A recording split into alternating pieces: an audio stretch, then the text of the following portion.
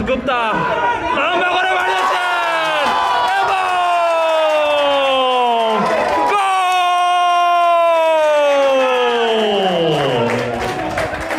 খুবই চমৎকার, খুবই চমৎকার একটা ফিনিশিং টিটু দাশগুপ্তার পায়ে আমরা দেখতে পেলাম।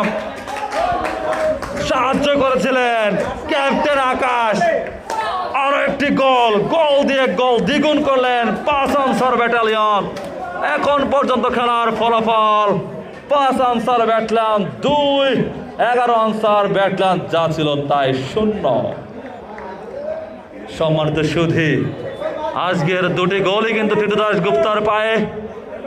খুবই চমৎকার ফিনিশিং কিন্তু দিয়েছেন তিনি।